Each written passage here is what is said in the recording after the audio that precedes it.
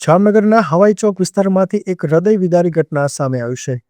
નાગર ચકલામાં Jalaram restaurant ચલાવતા 42 વર્ષીય મયુર હરીશભાઈ ગણાત્રાએ કેટલાક લોકોને હાથ ઉછીના નાણાં આપ્યા હતા.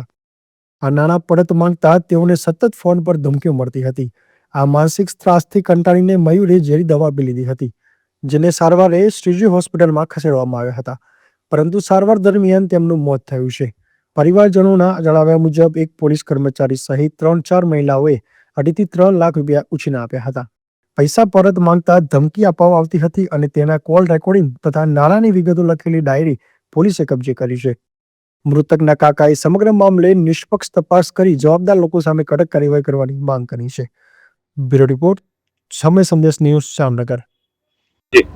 યોગેશ વસંતભાઈ ગણાત્રા, ભણનાર જ્યાં મારો ભત્રીજો છે મયુર હરીશભાઈ ગણાત્રા, જેને 7-8 જણને હાથ ઉછીના પૈસા આપેલા હતા, જેની ઉઘરાણી કરતા એને રાતે ધમકી આપેલી કે તું હવે પૈસા માંગીશ તો તને કાં જામનગર છોડા દઈશ ને કાં મારી નાખીશ.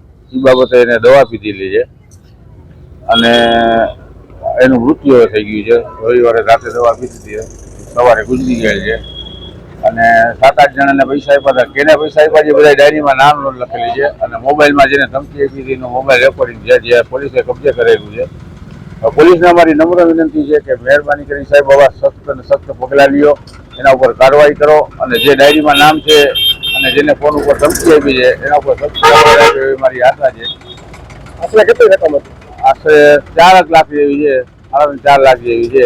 એમાં એક જણાને 1.5 લાખ છે, 4-5 જણાને 75,000, 50,000 ડાયરીમાં બધી નોંધ લખેલી છે અને જેને જેને પૈસા આપ્યા છે બધાનું નામ વિગત સહિત લખેલું છે.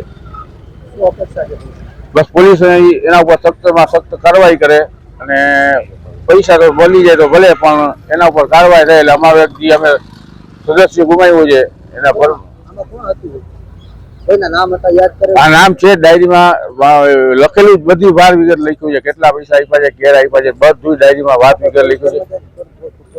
ના, પોલીસે સાથ સહકાર આપ્યો, ફોન ને ડાયરી પોલીસે કબજે કરી લીધા છે અને કે જી હશે એને અમે એના ઉપર અમે સખતમાં સખત કાર્યવાહી કરશી અને અમે અપેક્ષા છે કે પોલીસ એની ઉપર કાર્યવાહી કરે એવું અમારી ઈચ્છા છે. બસ.